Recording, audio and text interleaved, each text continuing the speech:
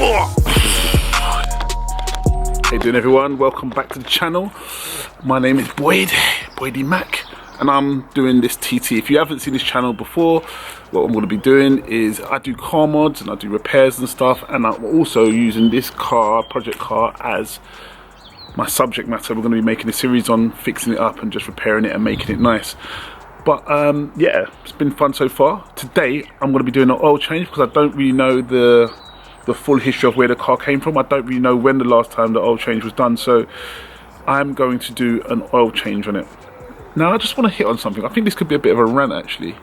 So I'm joined to groups. I've got my own group, and one of the things I keep seeing in my own group, particularly about this car, now I'm working on it, I'm doing a lot more research on it, is I keep hearing a lot of people talk about how expensive they are to maintain.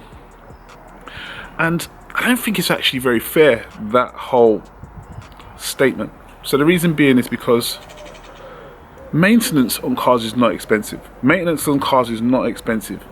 But what is expensive is neglect. And a lot of times people are buying these cars without knowing the full history and not really understanding how much neglect these cars have taken. You have to remember that if you're buying a 15, 16, 17-year-old car, particularly a car of this kind of type of car, which is like a mini sports car, and at the time it was ahead of its time in looks and performance. It was like a high performance car in its time. So a lot of people don't drive it like they're driving a limousine. They tend to rough them up a bit more and probably abuse them a bit more. So when you're buying one of these cars, you are buying years and years of neglect or unknown history. Really unknown history, and not everyone's going to look after the car the way it's supposed to be looked after. So you got to think about, it's been abused, it's been driven hard, and it's not been looked after the same way. And by the time it comes to us 15, 16 years down the line, we are picking up the bill of all that abuse that's happened to it. So the only way you can negate it is to get a good understanding of the car, common faults with these cars, or any car that you buy. This is not just for this car actually, this is any car advice. The common fault with that vehicle. Once you know the common fault of that vehicle, you need to check before you buy it that these things have been addressed, or incorporate the fact that you're going to have to do it at some stage, that you're going to have to pay for that abuse that's been done to it. If you don't, you're just really being naive. And also, my personal opinion, to think that you're going to buy a 16, 17-year-old car, sports type car, and to think you've got to do no maintenance is just ridiculously naive. You know, it's silly, because you will have to do it with any car. You just got to do it. And I think a lot of things that are missed on it is basic maintenance. So this is where this oil change comes into it, because it's very, very basic maintenance that can be done by anyone. It could be done by a 13-year-old, 14-year-old, as long as they've got an understanding. So there's really no reason for any adult not to be able to maintain their car. So that's a little rant I want to have. You've got to be a bit realistic with what you're buying, and you have to be realistic that you're going to have to do work on it.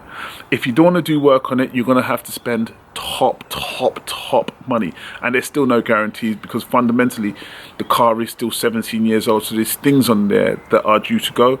But once you get the knowledge, you're more aware of what's going to go, and you know what to look out for. So that's all I want to say about these TTs, and actually any car that's of a certain age that gives problems. It's not the car, it's poor maintenance.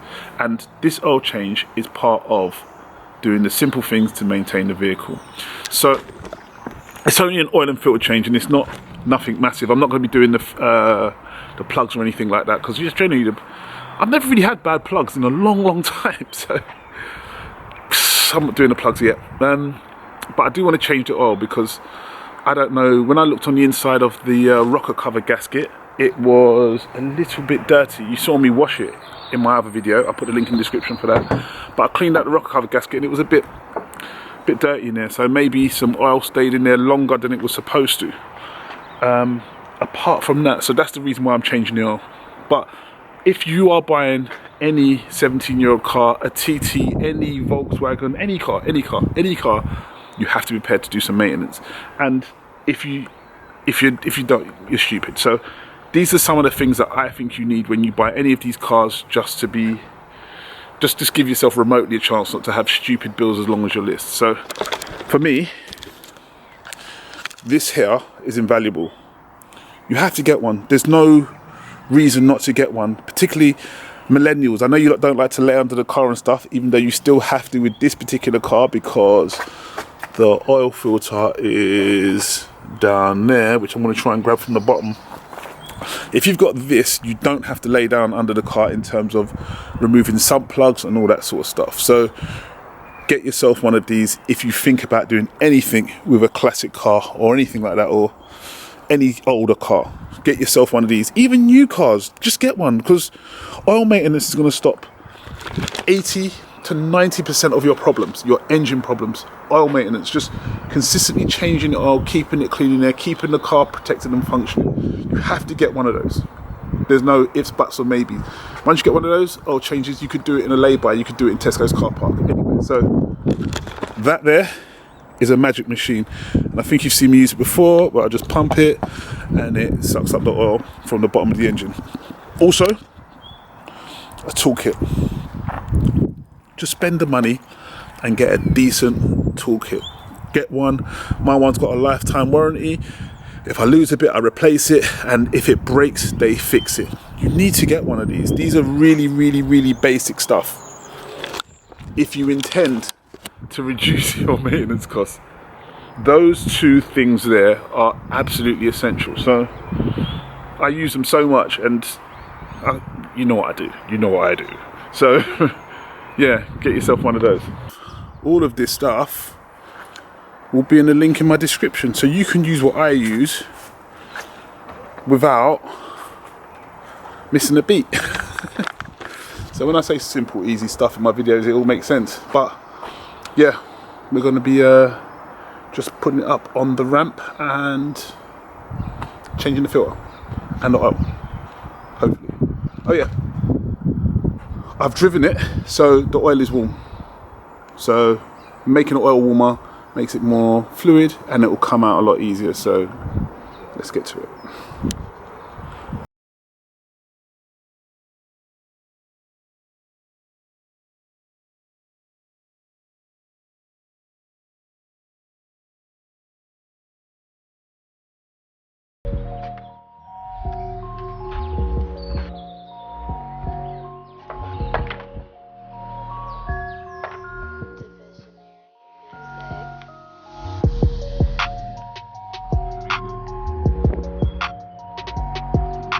Hey, see? Everything's happening now. This is extracted into there, and we're going to take the oil filter from underneath. I'm going to take a video of that for you. Now, the important thing to remember now is that because it's on this slope, the oil could be towards the back.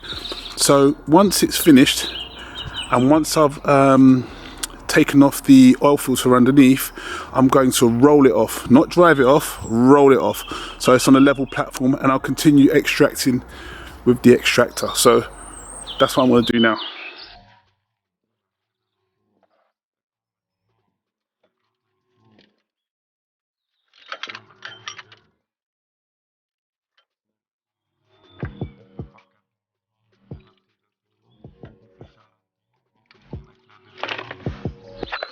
I don't usually slag VW designs, but that oil filter is piss poor. It's horrible. It's just so messy. Maybe what I should have done for future reference is just to put a hole in the back of the filter so it would drain out. But yeah, live and learn. But yeah, that's us now. That's us so far. We're under there. That oil was from another car, but that filter wasn't. As you can see, it's all pretty messy up there. Pretty gunged up really, so it's running back the back there. I've got some, not brake cleaner, I've got some carb cleaner. Will clean up all that oil, but now it's just about replacing the filter so that we can, oh, stripping over there, replacing the filter so we can drop it down and drain out the rest of the oil that might be remaining in there. So that looks pretty full. About 4 litres in there. It was a bit low when I looked, So that looks about right in measurement terms. So yeah, we're gonna yeah, you know what we're gonna do.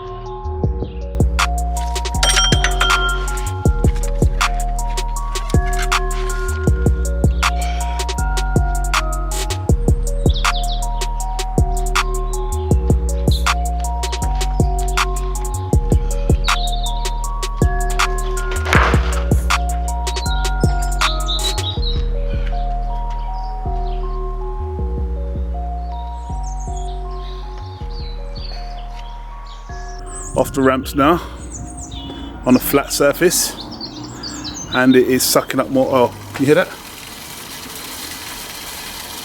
That is the last of the oil it's sucking up. The good thing about this, I can search for more oil if I want to. So look at that, that's nearly full.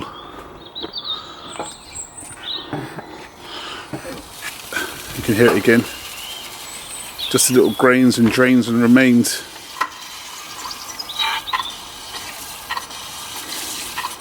This is how easy it is just to, and this is what I'm saying, there is no excuse for you not to be able to oil change your car. It's easy. It's like, this takes me, if I wasn't doing the filming and stuff, this would take me the best part of 20 minutes, 15-20 minutes. It takes no time at all, especially when the oil is warm and everything's just ready. So yeah, this is how easy it is. No one should not be doing this. Man, woman, anyone can do this, but you need to have your equipment. You need to have your equipment, and you need to be prepared to do it, because this will stop lots and lots of your problems.